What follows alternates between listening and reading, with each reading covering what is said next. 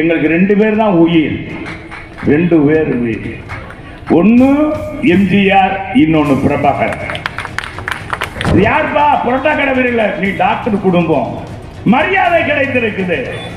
இது மரியாதை உருவாக்குற கட்சி அதிமுக. சாதனை சொல்றது என்ன இருக்கு? உன் மகனை முதலமைச்சர் ஆக்கியிருக்க, இதுதான் நீ செஞ்சது. இந்த அரசாங்கம் கையாளாத அரசாங்கம் அல்லவா அப்படின்னு உச்ச நீதிமன்றமே ஏற்கனவே சொல்லியிருக்கு. துணை ராணுவத்தால் பிடிக்காத சந்தன கடத்தல் வீரப்பனை சுட்டு வீழ்த்திய தமிழ்நாட்டு காவல்துறை இன்னைக்கு ஏப்பா இப்படி ஆகி போச்சு? 6 வயது பையன் காலில் விழுக வைத்திருக்காங்களே, இதை கண்டிக்கிறதுக்கு ஒக்கு இருக்கா? என்ன நடவடிக்கை எடுத்தாய்? இன்னைக்கு கூட எங்க ஆபீஸுக்கு சிலோன்ல இருந்து வந்திருந்தாங்க. கராத்தேல கலந்து கொள்றதுக்கு வந்தவங்க. அந்த கராத்தே பெல்ட் பரிசு வாங்கினவங்கலாம் வந்தாங்க, கூட்டிட்டு வந்தார். பாபுன்றவர் முல்லைத்தீவுக்காரர். தலைவரை பார்த்து அவர் சொல்றாரு, எங்களுக்கு 2 பேர் தான் உயிர், 2 பேர் உயிர். ஒன்று எம்ஜிஆர், இன்னொன்று பிரபாகர். இன்னைக்கு நாங்க உங்களை பார்க்க வந்தது இந்த அதிமுக எம்ஜிஆருடைய கொள்கையை தாங்கி நீங்க எல்லாம் பிரச்சாரம் பண்றது, அந்த கட்சியில நீங்க மாவட்ட செயலாளர் இருக்கிறது எங்களுக்கு பெருமையா இருக்கு. உங்களை பார்க்கணும்னு நாங்கள் நினைச்சு வந்தோம்னு சொன்னாங்க. சாதாரண விவசாய வீட்டு பிள்ளைகள், போலீஸ் கான்ஸ்டபிள் பிள்ளைகள், இங்க இருக்கிற புரோட்டா மாஸ்டர் பிள்ளைகள் கூட டாக்டர் ஆகலாம்னு சொல்லி அந்த சட்டத்தை கொண்டு வந்த அடிப்படையில் இல்ல, இன்னைக்கு பார்த்தா 6000 பேர் படிக்கிறாங்க டாக்டர் குடும்பம். இது யாருப்பா? புரோட்டா கடை வீரல, நீ டாக்டர் குடும்பம். மரியாதை கிடைத்திருக்குது. இது மரியாதை உருவாக்குற கட்சி அதிமுக. கொரோனாவை கட்டுப்படுத்தி இந்தியாவிலே சிறந்த மாநிலமாக இருந்தோம். கூட்டுறவு தேர்தல், கூட்டுறவு வங்கியை மட்டும் நாங்க கூட்டுறவுத்துறையில் மட்டும் 28 விருதுகளை வாங்கினோம் 10 ஆண்டுகளை. நீ எத்தனை விருது வாங்கின? ஜனாதிபதி இடத்துல 2 இடத்துல 2 முறை நானே போய் நேரடியாக வாங்கிட்டு வந்தேன். இந்த ஆட்சி என்ன செஞ்சிருக்கீங்க? என்ன சாதனை புரிஞ்சிருக்கீங்க? சாதனை சொல்றது என்ன இருக்கு? உன் மகனை முதலமைச்சர் ஆக்கியிருக்க, இதுதானே நீ செஞ்சது சாதனை. இன்னைக்கு நம்ம உங்களுக்கெல்லாம் தெரியும், நாங்க எந்த போராட்டத்தையும் தேடி போறது கிடையாது. மக்கள் பிரச்சனையை முன்வைத்து தான் போராட்டினோம். கார்பரேஷன் வரியை கூட்டிட்டாங்க, ஆனா கார்பரேஷன் எந்த வளர்ச்சியும் இல்லை. இதுக்காக போராடினா இப்ப கூட உங்களுக்கு தெரியும், அண்ணா பல்கலைக்கழகத்தில் நடந்த ஒரு பாலியல் வன்கொடுமை. இதை மார்க்சிஸ்ட் கம்யூனிஸ்ட் கட்சியை முன்னாள் செயலாளரே கடிதம் போட்டிருக்கார். அவர் எக்ஸலத்திலே சொல்லி இருக்கிறார். எப்படி எஃப்ஐஆர் காப்பை நகர நீ எஃப்ஐஆர் காப்பை எப்படி வெளியே போகலாம்? சுப்ரீம் கோர்ட் சொல்லியிருக்கு, வெளியிடக்கூடாது. நீ ஏன் இதைக்கு தடுக்கல? இந்த அரசாங்கம் கையாளாத அரசாங்கம் அல்லவா அப்படின்னு உச்ச நீதிமன்றமே ஏற்கனவே சொல்லியிருக்கு. விசாகா குழுவின் சிபாரிசு படி இந்த எஃப்ஐஆர் காப்பி வெளியே வரக்கூடாது. அது ஒரு பெண் சம்பந்தப்பட்ட, அவங்க குடும்பம் சம்பந்தப்பட்ட பிரச்சனையை வெளியே விட்டைய உலகமே கேட்டதை யார் அந்த சார்? உன்னால் கண்டுபிடிக்க முடிஞ்சதா? சப்பக்கட்டு தான் கட்ட முடிஞ்சது. சட்டமன்றத்தில் 100 நாள் நடத்த வேண்டிய சட்டமன்றத்தை மொத்தமே 15 நாள் தான் நடத்தின. மக்கத்தில் இருக்க கேரளாவில் 65 நாள் நடத்திருக்காங்க. அதை மார்க்சிஸ்ட் கம்யூனிஸ்ட் கட்சி இன்னைக்கு இருக்க அந்த மார்க்சிஸ்ட் தோழர் சண்முகமே சொல்லியிருக்கா இல்லையா? என்ன இந்த ஆட்சியை கிழிக்கிறான்? இதனால் தான் சொல்றோம், இந்த ஆட்சியை விரைவாக வீட்டுக்கு அனுப்ப வேண்டும். விரைவாக வீட்டுக்கு அனுப்பினால்தான் நாட்டு மக்கள் விடியல் கிடைக்கும், உண்மையான விடியல் கிடைக்கும். இன்னைக்கு விலைவாசி குறைய வேண்டுமா?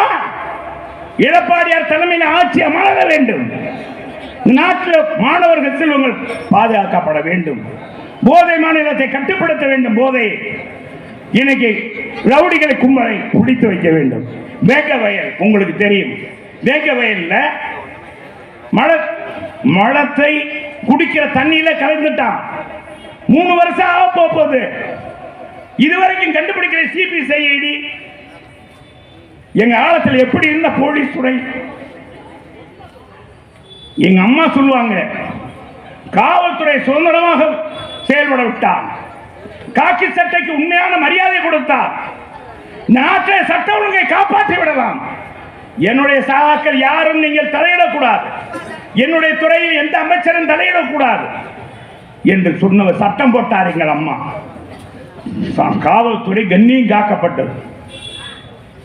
துணை ராணுவத்தால் பிடிக்காத சந்தன கடத்தல் வீரப்பனை சுட்டு வீழ்த்திய தமிழ்நாட்டு காவல்துறை இன்னைக்கு ஏப்பா இப்படி ஆகி போச்சு? எங்கு பார்த்தாலும் கொலை, ஜாதி கலவரம் வந்துருச்சு. பாருங்க, இன்னைக்கு பார்த்தா ஜாதி கலவரம் ஒவ்வொரு இடத்துலையும் வருது. பார்லிமெண்ட்ல அந்த பட்டியலின மக்கள் கொதித்தெழுகிறார்கள், எங்க காலையை விடமாட்டேன்றார்கள். இது ஜனநாயகமா, நேர்மையா? யாருடைய ஆட்சியில? ஸ்டாலினே ஒன்னு ஆட்சியில தான் கேட்கிறாங்க. உசிலம்பட்டியில 17 பையனை கோயில்ல மற்ற சமூகத்தோடு நடனம் ஆடினா, விழா கொண்டாடினான்ற அடித்திரு உதைத்து 6 வயது பையன் காலில் விழுக வைத்திருக்காங்களே, இதை கண்டிக்கிறதுக்கு வக்கு இருக்கா? என்ன நடவடிக்கை எடுத்தாய்? காவல்துறை நீ கையில் வைத்துக் கொண்டு பெண்கள் பூரா 5 வயது சிறுமி முதல் 80 வயசு பாட்டி வரை இன்னைக்கு கற்பழிக்கப்படுகிறார். உன் ஆட்சியில லட்சம். இதுல சிறந்த எந்த கொம்பனும் இந்த ஆட்சியை குறை சொல்ல முடியாது. அதான் மக்கள் சொல்லிட்டாங்களே, ஆமை நகராத ஆமை நகராத நத்தையை பீட்டடித்து விட்டது காவல்துறை. சிபிசிஐடி வெற்றிகரமாக 100 ஆண்டுகளை தொட்டால் இந்த கண்டுபிடித்து விடுவார்களா அப்படின்னு போர்டே வச்சிருக்காங்க, கேவலப்படுத்திருக்காங்க. குறை சொல்லிட்டானே, ஒரு கொம்பனும் இந்த ஆட்சியை குறை சொல்ல முடியாது சொன்ன ஸ்டாலினே, நீ என்ன சொல்ல போகிறாய்? இங்க நடக்கிற ஜாதி கலவரம் உன்னுடைய பேரனுக்காக, உன்னுடைய பேரன் சகோடைய நண்பர்களுக்காக ஒரு மாவட்ட ஆட்சித்தலைவரே புரோட்டோகால் பிரகாரம் பள்ளி உட்கார வைத்திருக்கீங்களே, இது நியாயமா? நேர்மையா? இதான் ஆட்சி ஜனநாயகமா? இதான் ஸ்டாலின் ஆட்சியா? என்னடா நியாயம்? இன்ப நீதி அவர் சாப்பிட்ட பிஸ்கட் அவர் தொடையில விழுந்துருது, அதை ஒரு அமைச்சர் போய் தொடக்கிறான். எப்படி இருக்கு இந்த ஆட்சி? எந்த அளவுக்கு போறாங்க திமுக காரன்? இப்ப என்ன நினைச்சிட்டாங்க, மக்களுக்கு எதுவும் செய்ய வேண்டாம், ஒரு சுருட்டுற அளவுக்கு சுருட்டி வச்சுக்கிறோம், போகும்போது நமக்கு தான் கூட்டணி பலம் இருக்கு, நம்ம 2026 கொடுக்கறத கொடுத்து மக்கள்கிட்ட ஓட்ட வாங்கிடலாம் அப்படின்னு நினைக்கிறாங்க. மக்கள் உஷாராக இருக்க வேண்டும். கொள்ளைக்காரர்கள் வருகிறார்கள், இதைத்தான் எடப்பாடியார் சொல்கிறார். உறுதியாக இந்த தமிழக மக்கள் அமைதி பூங்காவாக இருப்பார்கள். ஒரு தவறு செய்தால், அதை தெரிந்து செய்தால் தேவன் என்றால் விடமாட்டேன் என்று சொன்ன புரட்சி தலைவர் வெளிவந்த அந்த மக்கள், தமிழக மக்கள் விடமாட்டார்கள். ஸ்டாலின் அவர்களே, உங்கள் ஆட்சி எண்ணப்படுகிறது, நாட்கள் எண்ணப்படுகிறது. அதைத்தான் சொன்னார். 13 அமாவாசை மட்டுமே இருக்கிறது. இதற்கு சொல்லுகிறார், ஜெயிலில் போய் ஒவ்வொரு ஆண்டுகளுக்கு மேல் கொண்டாடிட்டு இன்னைக்கு சுப்ரீம் கோர்ட் சொன்னது மீறி இன்னைக்கு அமைச்சராக வந்து உட்கார்ந்துருக்க செந்தில் பாலாஜி சொல்றாரு, 100 பௌர்ணமி வரைக்கும் இந்த ஆட்சி இருக்குமா? ஏண்டா யாருடா கவனிக்கிறது? உன்னை மாதிரி ஆனெல்லாம் அமைச்சராக்குனா சரியா தான் கிடைக்கிறது. என்ன சொல்றீங்க? 100 பௌர்ணமி 200 பௌர்ணமி கூட இந்த மக்களை ஈச்சாவையார் நினைத்தாயா? பாட்டுகளுக்கு 10 ரூபா வாங்கினா இங்க 15 ரூபா வாங்குறாங்க கமிஷன். அவனுடைய துறையில் 15 ரூபாங்க. மாசத்துக்கு எவ்வளவு ஓடுதோ 15% கொடுத்துடணும். அப்பதான் கேட்ட சரக்கு டாஸ்மாக் கடைக்கு வரும் குடோன்ல இருந்து, இல்லையா வராது. இங்கே கரூர் கம்பெனிக்கு போகிறது. நாங்க சொல்லல, இந்த செல்லூர் ராஜு சொல்லல, பாதிக்கப்பட்ட டாஸ்மாக் அந்த கடை வச்சிருக்கவங்களே சொல்றாங்க, பார் வச்சிருக்கவங்களே சொல்றாங்க. எவ்வளவு மோசமா இப்படிப்பட்ட ஆள்லாம் சொல்றான்டா. என்ன பாருங்க, அப்ப இந்த ஆட்சி இருக்கத்தானே செய்யும். எவ்வளவு பிடிச்சாலும் என்ன 3 வருஷம் ஆச்சு, 3 வருஷமா அவன் தம்பியை பிடிக்க முடியல போலீஸ். என்னையா போலீஸ் வாண்டட்ல இருக்கான். ஒரு கஸ்தூரி நடிகை பாவம், ஒரு மாற்றுத்திறனாளி பையனை வச்சிருக்காங்க. அந்த பொண்ணை பிடிக்கிறதுக்கு ஒரு போலீஸ் படை 2-3 போலீஸ் படை போகுதுன்றான். பிடிச்சிட்டு வர்றீங்க. ஏன் அங்க போறவன் ஏண்டா பாலாஜி தம்பியை பிடிக்க மாட்டேன்றீங்க? என்ன காரணம்? நாட்டு மக்கள் கேட்கிறார்கள், கேட்பார்கள், இனி கேட்க போகிறார்கள்.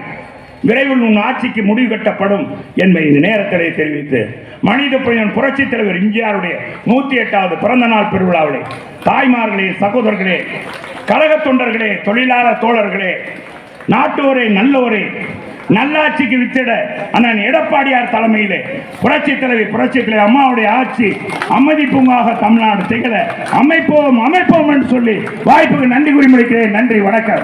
இதுபோன்ற செய்திகளை மேலும் தெரிந்து கொள்ள எங்களது யூடியூப், ஃபேஸ்புக் மற்றும் ட்விட்டர் ஆப்களை சப்ஸ்கிரைப் செய்யவும்.